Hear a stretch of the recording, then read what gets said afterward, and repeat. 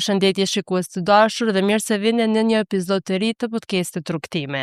Sot kam kënaqësinë ta kem përballë një mikesh timen, të cilën e njoh tash e disa vite. Rrugët tona janë kryqëzuar në Fakultetin e Gazetarisë, mirë po ato profesionale na çuan në drejtime të ndryshme. Sot ajo është CEO dhe bashkëthemeluese e Data4X, një kompani që zhvillon zgjidhje të bazuara në të dhëna dhe inteligjencë artificiale, ndërsa pak javë më parë ajo është shpërblyer edhe me çmimin e ICT Woman of the Year nga Këshilli i Bashkëpunimit Rajonal, apo siç njihet ndryshe RCC. Flandra, mirë se erdhe në Rrugtime. Mirë se gjeta, faleminderit shumë për ftesën. E përmenda që rrugët tona janë kryqëzuar në studime atëherë kur ndoshta asnjëri prej nesh, gjenerata jo nuk e kemi parapo që në një të ardhmen të afërt kena me diskutu për inteligjencë artificiale, për startupe dhe gjëra të tjera. Po du me nis pikërisht prej këtij momenti edhe prej çmimit të fundit që ke marrë tash para disa jave. Si ka qenë për ty, si e prite lajmin që je shpërblyr me këtë çmim edhe cili ka qenë reagimi yt i parë? Faleminderit shumë edhe një herë. Pikërisht e përmendit që ne njihemi ka shumë kohë prej studimeve kur kemi përfundu, po ja që rrugtimi profesional mundet me ndryshu gjatë rrugës edhe interesat edhe ato çka ti don me u zhvillu, kështu ka qenë për mua. Prej gazetarisë kom dalë në ndërmarrësi. Me të vërtet ka qenë një emocion shumë i madh kur e kom pranu njoftimin se unë jam zgjedhur për vitin 2026 si gruaja e vitit për teknologji për të gjitha shtetet e rajonit, këto 6 shtetet e Ballkanit Perëndimor. Është privilegj jo vetëm për mu si individ, po edhe për vendin që po përfaqësohemi me këtë çmim në mesin e shteteve të rajonit, ku dihet se ka konkurrencë. Vetëm në këtë nominim për këtë vit që ka qenë, kemi qenë diku 180 të nominuara. Do të thotë ka pas konkurrencë, besoj se ka pas kompani të suksesshme dhe gra ndërmarrëse që kanë pas ndikim në ekonomi, por që këtë vit Data4X ka arrit me marrë këtë çmim që e dëshmon edhe ndikimin që jemi të e pas në ekonominë si në vend, po ashtu edhe në rajon, po edhe e dëshmon kapacitetin e teknologjik edhe të talentit që ne kemi si vend, që çdo ditë më shumë po bëhemi konkurrues. Çka do të thotë për ty personalisht ky çmim? Jashta gjithë kësaj themi impakti pozitiv, qoftë për vendin, qoftë për kompaninë, për ty personalisht si Flandra, çfarë do të thotë çmimi? Për mua personalisht, ndoshta është një moment reflektimi kur ndalem edhe mendoj gjatë krejt rrugës. Zakonisht unë punoj shumë, nuk flas shumë për ato çka e bëj, jam shumë e përkushtume, e di ku po du me arrit, gjithmonë kom pas ambicie dhe i kom testu, me thonë edhe limitet e mia me potencialin tem, nëse e kom ditë që unë mundem me bu diçka, kom dalë prej asaj zonës të komfortit, ku kom ndryshu, kom bu një transformim komplet në karrierë, edhe tash kjo për mua është një motivim, po edhe një farë, si me thonë, dëshmije që nuk kom gabu për zgjedhjet që i kom bo, për shkak që ja ku jam sot, edhe kjo është ndoshta vetëm fillimi i asaj që ne kemi me arrit me krejt këtë zgjidhje që e kemi bo, këtë zgjidhje teknologjike. Mirë po për mua si Flandër me të vërtet është një moment reflektimi për punën që e kom bo, për vendosmërinë që e kom pas, edhe që ja ka vlejt sakrifica. Është me të vërtet sakrifice madhe, ndërmarrësia si proces, qofsh grua apo burr, vjen me shumë mund, vjen me shumë lodhje, vjen me shumë momente ku ndoshta shumë shpesh don me u dorëzu, sepse thjesht nuk mundesh ndoshta për një moment. Është lodhje, është punë e pandalshme, është investim shumë i madh dhe financiar me hap një kompani tonë. Kështu që për gjitha këto sakrifica dhe ndoshta me kthy kohën prapa prej një vajze që kom pas shumë ëndra, ndoshta kom mendu që gjithmonë kom qenë gazetare, sot kom arrit me pas një kompani cilën po e udhëheqim me sukses edhe me cilën po kemi ndikim, kështu që me të vërtetë edhe për mua si Flandër është një moment krenarie për veten. E përmenda që njerëzit shpeshherë kur e dëgjojnë që dikush ka fitu një çmim, ndoshta e shohin vetë çmimin, por nuk e dinë çka ndodh prapa gjitha i rrugtime. E përmendet që prej gazetarisë tash ke kalu në ndërmarrësi dhe në teknologji. Kur e kuptove që nuk është rruga jote në media që duhesh me ndru? Une nuk është që nuk e shoh veten në media ose ka përfundu dashuria jam ndaj mediave dhe gazetarisë, sepse me të vërtet ka qenë një profesion që unë e kom zgjedh me shumë pasion, edhe në kohën kur ndoshta edhe prindrit tonë kanë qenë më të prirur me thonë pse s'po shkon në mjeksi ose ekonomi, se janë profesione më me në edukim. Ashtu ka qenë koha, ndërsa sot ka ndryshu komplet. Po ka qenë diçka që unë e kom zgjedh me shumë dashni, do të thotë shumë kom pas dëshirë me qenë gazetare dhe më vjen shumë mirë që ja kom realizu atë ëndër vetit ku për ma shumë se 10 vite kom qenë pjesë e disa mediumeve në Kosovë si lokale dhe ndërkombëtare dhe e kom përmbush veten në atë aspekt, po prap ndoshta kom mendu që e kom lënë gazetarin, po gjatë procesit, gjatë rrugtimit e kom kuptu që nuk jam largu komplet prej gazetarisë. Çka po bëj tash është prap po komunikoj me audiencën, po me një audiencë tjetër që po është bizneset e sektorit privat, po janë institucionet, përmes dhonave cilat ne analizojmë dhe prodhojmë insight ose prodhojmë, do thot, me kuptu më mirë se çka na thojnë ata numra, me kuptu ekonominë, jo vetëm në aspekt statistikor, po çka me të vërtet po na tregojnë këto dhona. Këtë komunikim tashim të e bu në një tjetër aspekt që është edhe kjo një formë e komunikimit edhe gazetarisë, po përmes biznesit, kështu që e kom kuptu që nuk jam largu komplet ashtu prej gazetarisë, po jam të e bu me një formë tjetër. Do më thonë me një farë formë kjo eksperienca jote në gazetari dhe në mediat kanë ndihmu që sot nashta me qenë jo me pas frikë që me komuniku, do më thonë që shepërmende me bizneset edhe me audiencën tjetër, ndoshta jo përmes ekranit, po me një formë tjetër. Po, definitivisht, për shkak që neve si gazetarë, siç e din edhe vetë, ne bëjmë shumë hulumtime, na duhet me nxjerr dhona, me marrë disa aspekte për me realizu një historie, intervista, edhe normalisht që kjo ka qenë edhe një prej pikave, piknisjeve ku unë edhe Shpendi i kemi kombinu aftësitë tona, ai në pjesën e konsulencës, unë në pjesën e komunikimit edhe të krijimit të, siç thash, hulumtimeve, historieve, për shkak që patjetër të duhen dhona për me mujt me realizu një projekt, një historie, një çka të qoftë.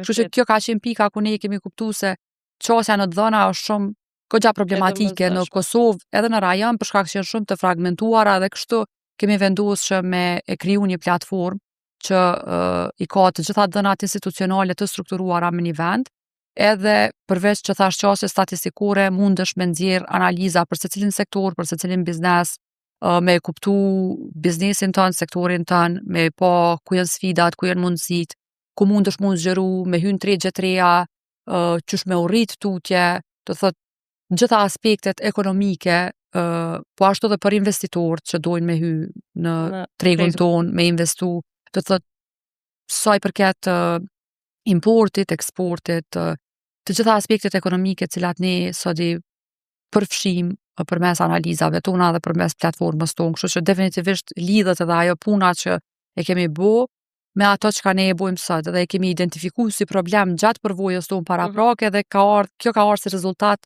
që ne e kemi ditë shumë mirë çka janë problemet e bizneseve edhe çka është problemi që ne i hasim me dhëna sot në Kosovë, për me kriju një produkt që sot ka rezultu i suksesshëm. Qysh erdhi deri te ideja e themelimit të Data4X? Kush që i pari ideatori i kësaj kompania? Ti apo Shpendi? Po nuk ka qenë diskutimi përbashkët. Normalisht të dy e arritëm një kohë ku siç thash, unë mbi 10 vite në media dhe në komunikim, Shpendi në pjesën e konsulencës për një periudhë dhe më të gjatë, për më shumë se 15 vite. Edhe të dy erdhëm me një moment ku e pam që potenciali unë ndoshta është më i madh dhe kapaciteti unë mundet me qenë më i madh dhe nëse guxojmë ne me dal prej zonës së komfortit, me e lënë një punë ku stabile, ku e merr një pagë, edhe ku nuk kime mendu ndoshta shumë për pasigurit vish nëse vjen puna me të ndërprej kontrata, që do me thonë që ajo e vetë mja mundet me qenë.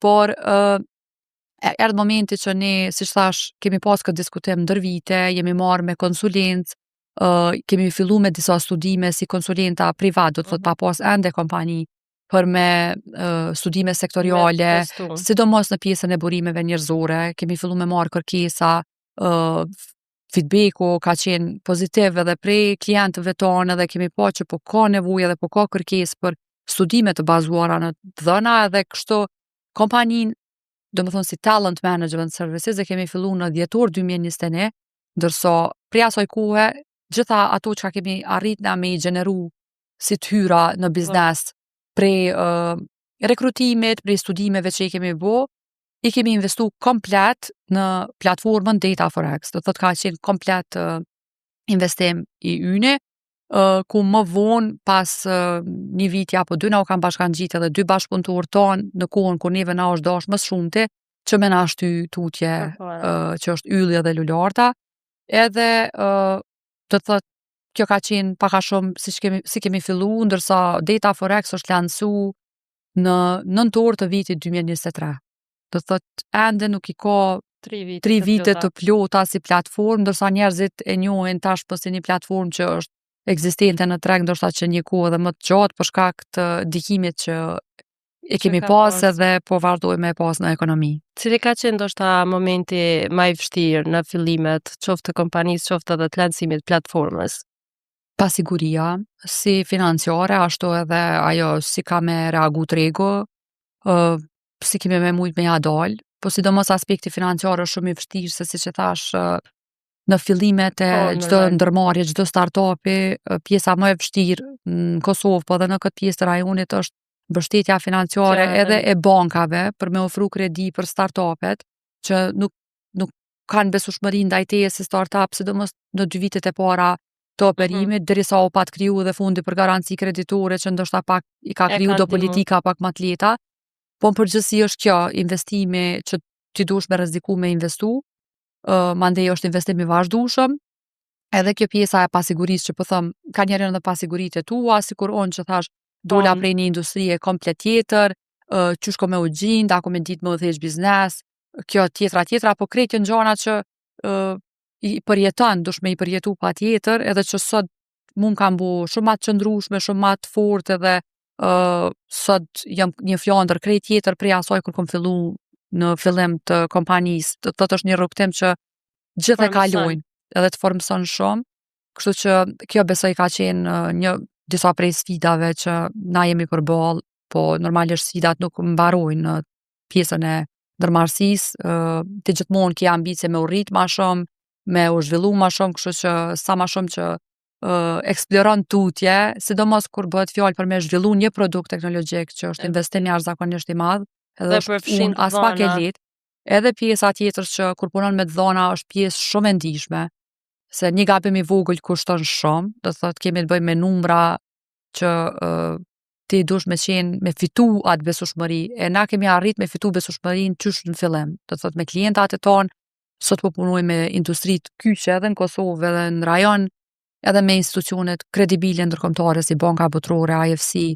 Mandej kemi qenë pjesë e Forumit Ekonomik Botëror në Davos për 2 vite me radhë, ku e kemi mbështetur edhe qeverinë me analizë të dhënave. Jemi pjesë e diskutimeve të shumta të cilat domethënë konferencave si vendore, si rajonale dhe ndërkombëtare ku flitet për ekonomi.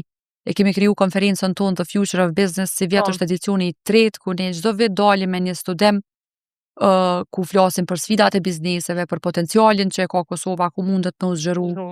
Si vjet nga potenciali që i kemi identifiku vitin e kalum, në konferencën e vitit kalum, për zavendësimin e importit me prodhim lokal, një potencial prej 1 miliard euro, ku ne kemi identifiku me analizimin e diku 9.000 produkteve të doganës që i importojmë. Tash si vjet nga ajo po kalojmë në nga mundësia në investime. Do të thotë kemi identifiku mundësit ku duhet me u investu. Po kur po flas për investime, jo investime afat shkurte, po investime afat gjata, shumë të mëdhaja, ku do të sjellim edhe disa investitor goxha të mëdhej prej edhe Shteteve Bashkuara dhe të Evropës në këtë edicion që janë të gatshëm me investu në potencialin cilin ne e kemi targetu në sektore të ndryshme në Kosovë. Kur ka më mbajt edicionin? Kjo do të bëhet në mes të tetorit, për datën e saktë ne do ta shpalosim shumë shpejt sa po t'i përfundojmë edhe disa logjistika, po si vjet do t'jetë fokusi komplet në investimet edhe publike dhe private të cilat kanë nevojë të bëhen në Kosovë dhe të cilat ne do t'i sjellim investitorë në Kosovë për me eksperu këtë mundësi edhe më shumë, përmes studimeve cilat ne i bëjmë bazume në dhëna që janë gjitha faktike, ku dihet performanca e sektorëve, edhe madhësia e tregjeve, edhe ku është potenciali që ne kemi nevojë me u zhvillu më shumë. Flandra e përmende në fillim që ki pas ato pasiguritë tua që a ki me ja dal me udhëheq një biznes, që shka me shku krejt ky proces. Sot, tash këtu ku je, a mendon që gratë në Kosovë ndoshta duhen mu përkushtu pak ma shumë në këtë sektor që ndoshta derivon fatkeqësisht e dim që është orientuesi sektori i meshkujve. A mendon që gratë ju duhen si me thonë, më jep zër 2 herë ma shumë që mu njoft ndoshta? Sa i përket sektorit teknologjisë, mendoj që me krahasu me 5 ose 10 vite më parë, sot kemi prezencë të grave në këtë sektor. Fatmirësisht edhe shumë. Fatmirësisht po është rrit ma shumë vret edhe në pjesën e edukimit, ku regjistrimet në universitete janë më të mëdha dhe diplomimet te pjesa e vajzave se sa te e djemve. Ka prezencë, mirë po ka hapësirë. Ka hapësirë që ende me u rrit ky numër, duhet me u hap ndoshta ende edhe një numër më i madh i pranimit të studentëve në këto fusha, që me kriju edhe më shumë kuadra në këtë aspekt. Po përgjithësi sa i përket asaj që thatë se a duhet me u dëshmu 2 herë më shumë, normalisht që kjo është ende një stigmë shoqërore që në disa raste është e pranishme fatkeqësisht jo vetëm në Kosovë, po e dëgjojmë edhe në rajon, po edhe në shumë vende të zhvilluara ku ti si grua ndoshta duhesh me fol më shumë për shkollimin tënd edhe për ato pse si ke arrit deri këtu ku je në atë tavolinë ulur, po një gjë shumë të mirë që kemi dëgju edhe më parë, nuk është që unë e kam shpik, po që më pëlqen shumë është se atë karrige ku të ofrohet ose atë tavolinë shfrytëzoje në maksimum, do thot për me dëshmu potencialin tënd. Nëse unë jam sot ulur këtu është se unë e kom meritu këtë vend me ose thjesht kom bo diçka që unë jam sot këtu. Kështu që nuk duhet me pas dyshime pse Jehuna është aty ose Flandra këtu, sepse unë jam për një arsye. E ato duhet me dëshmu mandej me punën që ti e ke bo dhe me qenë me fuqizu edhe më shumë, mos me u tërhek për shkak këtyre pasigurive ose paragjykimeve shoqërore që mundemi me i pas, nuk duhet me qenë arsye për me u ndal. Secili jemi përballë, edhe unë jam përballë. Mandej është edhe një aspekt, edhe kur punon me partnerin, është aspekt tjetër që gjithmonë shihesh në hijen e partnerit. Kjo më ka ndodhur edhe mu, edhe shumë grave cilat sot një që janë ndërmarrëse shumë të suksesshme që vetë shoqëria mendon që ti punon te burri. Nuk është që ti faktikisht burri punon te te. Ndoshta ideja jote ka qenë me hap kompaninë ose ti e bën këtë pjesën një prej ndikimeve kryesore që e ka kompania sot, po shoqëria ka paragjykime të cilat se cila shoqëri ka. Kështu që vetëm nuk duhet me qenë ato arsye që me u ndal edhe mos me i realizu qëllimet e tua. Sipas teje, sot kur të rit hapin një biznes, cili ndoshta është ai gabimi fillestar që e bajnë edhe mandej kemi pash edhe kena dëgju që shumë biznese sa po fillojnë, ndoshta 2-3 muaj të parë, mandej shuhen. Sipas teje, ku është gabimi? Një prej gabime mundën me ndodh për shkak që unë po e përmend diku në fundit në vazhdimsi që unë gjatë rrugtimit ndoshta kam mendu që duhesh me ditë gjithçka para se me fillu biznesin, ose mendon që i din gjitha, kur fillon e shes që nuk din. Edhe është pjesë e procesit. Normalisht për me investu në diçka, për me hyrë në një treg, për me fillu me një produkt ose çka do qoftë, është mirë me bu një studim të paktën të tregut, gjë që cilën ne jemi tu avoku dhe cilën jemi duke e bërë për biznese, edhe ata që duhen me hyrë në tregje të reja, edhe ata që duhen me fillu nga fillimi ose që duhen me u rrit. Duhesh me njoft tregun në të cilin ti po don me operu. Duhesh me ditë se çka është çaj dallimi që produkti ose shërbimi të ofron, çka është ajo vlera që ti po e sill. Se normalisht gjithmonë ka me pas shumë zgjidhje, shumë alternativa, shumë produkte, shumë shërbime, po çka është diferenca që ti po e bën me produktin tënd edhe a e njeh tregun mirë. Thot me u bazu në dhëna për tregun tënd, për sektorin cilin ti ke me performu është shumë e rëndësishme. Përndryshe ka biznese që fillojnë për arsye të ndryshme mundën edhe mos me vazhdu. Kjo ndodh në çdo vend, jo vetëm te ne, por besoj që kur e ki një analizë të mirë të tregut, është një prej shancave më të vogla për me dështu. Thot analiza e tregut edhe vendimarrja e bazume në dhëna është çelësi kryesor që me ta Me garantu ecë një farë përpara. suksesi, sepse e njeh tregun shumë mirë. Qysh e sheh sot tregon qoftë e teknologjisë, qoftë e ekonomisë në Kosovë? Edhe këto farë mbështetjet prej institucioneve. A mendon që bojnë mjaftueshëm për këtë sektor? Tash te mbështetja, po mendoj që sot po ka grante edhe prej institucioneve edhe prej organizatave që mbështesin sektorin privat që po mundohen vazhdimsi me i financu, me i promovu sektorët e ndryshëm, sidomos këta që janë ma me potencial. A mundet me u bo ma shumë? Definitivisht mundet me u bo ma shumë, për shkak që, siç thash, investimet afat shkurta nuk të ndihmojnë ty si biznes në afat gjatë, sidomos në fazën si kur ne tash që Kur fillon? kemi zhvillu deri në nivel produktin, tash kemi nevojë me u zgjeru dhe në shtetet e tjera të rajonit dhe ty duhet investim komplet i ri dhe shumë më i madh për me i Me arrit përfshit gjitha këto shtete. Kështu që në atë aspekt duhet me u mendu se qysh me u kriju politika. Përndryshe, mendoj se sektori i teknologjisë në bazë dhe një studimit që e kemi bërë ne për ekonominë digjitale që e kemi shpalur muaj më parë, nuk është se që Kosova qëndron keq, mendoj që qëndrojmë mirë, por kur flasim për potencialin, ne e kemi krahasu edhe me shtetet e rajonit vetëm për me pa pak a shumë se ku gjindemi Ku sa i jemi? përket me këto shtete. Edhe pjesën e fuqisë punëtore teknike, po edhe profesionale. Edhe normalisht që i kemi Sloveninë, Serbinë, Kroacinë, edhe disa vende tjera që janë më përpara se ne, jo vetëm për Po. shkak që e ka një numër më të madh të popullsisë, por edhe Por janë fuqia të punëtore në proporcion me numrin e popullsisë është më e madhe për shkak që kanë investu shumë më herët. Për shembull, sot në Serbi janë kompani shumë të mëdha ndërkombëtare, të cilat kanë hap bazat e tyne. Po. Pastaj Slovenia i ka kriju 5 unicorn kompanisë që kanë zhvillu produktet e tyne brenda vendit, do të thotë që sot njihen globalisht. Ki raste të ndryshme, do të thotë që kanë zgjedh modelin e vet se si po duhen me vazhdu.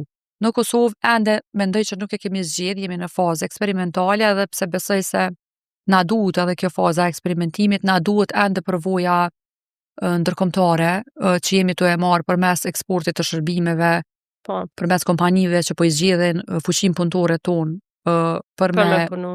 për me i punësu edhe na vyn kjo ekspertiza për shkak të ekspozimit.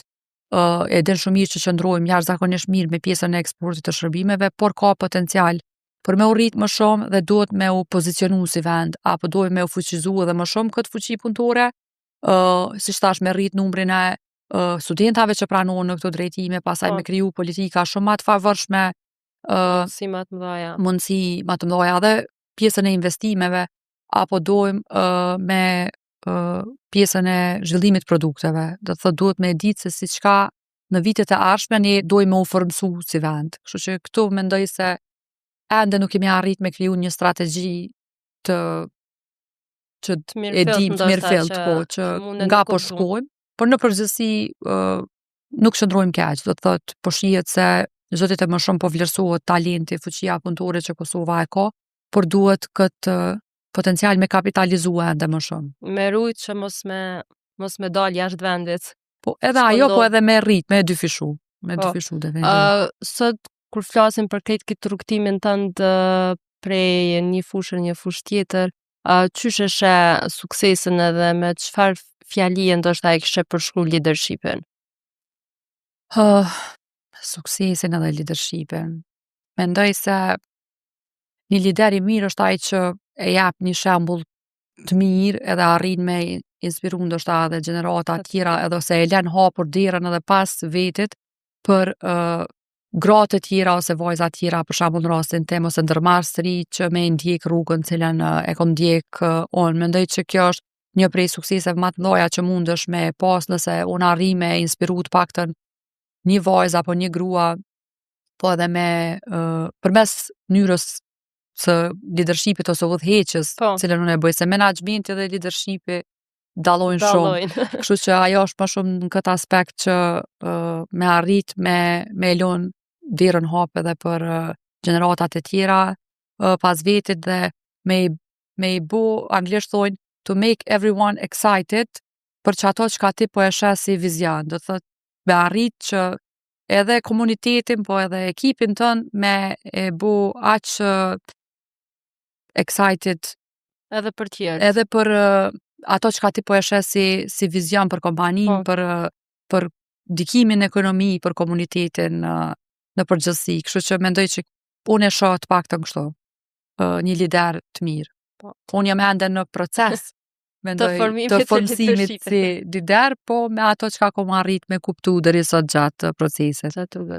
Flandra, për fond, një pyetje pak personale, ndoshta nëse kishe ritaku të themi kështu Flandrën e studimeve dhe nëse ende s'ke qenë e vendosur ka do të qojnë rrugë, çka kishe me thonë, cili kish me qenë mesazhi yt për Flandrën e atëhershme? Po nëse ndalemi me mendu tash që thonë me ment e sodit për atëherë, gjithmonë kishim marrë vendime tjera. Po prap nuk i bi pishman, mendoj se që thash, gazetaria ka qenë në atë kohë një prej pasioneve të mia më të mëdha që unë e kom dasht shumë me qenë gazetare dhe e kom realizu, e kom përmbush, kështu që ndjehem shumë mirë për atë aspekt. Normalisht ka kisha dasht me i thonë ndoshta vetit është që edhe mu në atë kohë kom pas nevojë me më thonë ndoshta dikush që mos u merr me këto para sigurit, para gjykimet, përkundër që unë mundem me u dokë nga jashtë si një vajzë ose një grua që ka pas guxime dhe ju ka bu ball krejt këtyre, është tankon një luftë me veten që ti e ke, mandej ambicie për me arrit një farë frike se apo arrin me balancu jetën, apo unë jam edhe nane 2 vajzave, kështu që tankon është një farë luftë me kohën, apo mundem me qenë 100% edhe nane mirë edhe bashkëshorte e mirë edhe lidere e mirë edhe me udhëheq kompaninë edhe gjitha këtu. Po mendoj se është një balancë për gjithçka aty ku je me jep 100%.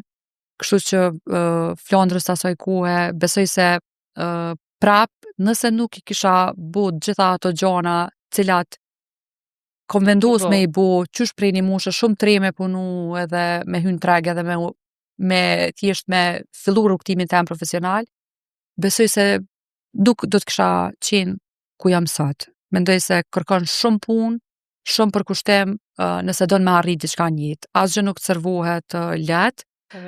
E shoh nganjëherë të gjeneratat e reja që dallon komplet koncepti i mënyrës të jetuarit, për disa gjëra ndoshta është më mirë për shkak që ne siç e din, edhe sidomos në gazetari jemi përballë me shumë stres, nuk kemi ditë kur me thonë që është ballë, kemi pas një farë shumë përgjegjësi edhe një farë respekti ndaj hierarkisë, ka qenë koha ashtu, ndërsa sot një 20 vjeçar nuk e ka problem me të tregu që nuk mendon se mundet me e bo këtë punë, ose i duhet pushim, ose kjo. Mendoj që është mirë për vetën, mos me e lon anash, po prap duhet m'ja kujtu vetit që pa shumë mund, edhe pa shumë përpjekje, edhe pa u djeg, që thojmë, pa i provu disa procese gjatë jetës, nuk mundesh me u kalit, as nuk mundesh me u zhvillu, nuk mundesh me kësy prej hapit par, unë si studente edhe sot ku jam. Do të thëmë më ka dasht shumë punë, shumë mund, shumë sakrifis, shumë ndryshime, shumë eksplorime, shumë pasiguri për me arrit këto ku jam sot. Kështu që kjo kishte qenë mesazhi im për ata që e shohin vetëm versionin final të një ndërmarrësit suksesshëm apo dikujt. Nuk është e lehtë, edhe po thjesht ja vlen nëse thjesht ka ambicie me bu ma shumë diçka, me pas ndikim në ndonjë aspekt të jetës. Flandra, unë të falenderoj shumë për kohën, të uroj edhe njëherë për çmimin, edhe shpresoj që mos jetë çmimi i fundit, po të arrish majat e suksesit me kompaninë dhe me jetën tënde personale. Faleminderit shumë Jehuna, kënaqësi edhe për mu, faleminderit për ftesën, e vlerësoj shumë hapësirën që e ke nda për mu, edhe të përgëzoj për emisionin. Shpresoj që kish në vazhdimsi edicione sa më të suksesshme. Shumë faleminderit. Shikues të dashur, ne shihemi në episodin e radhës, deri atëherë mirëmbëjtje dhe shëndet.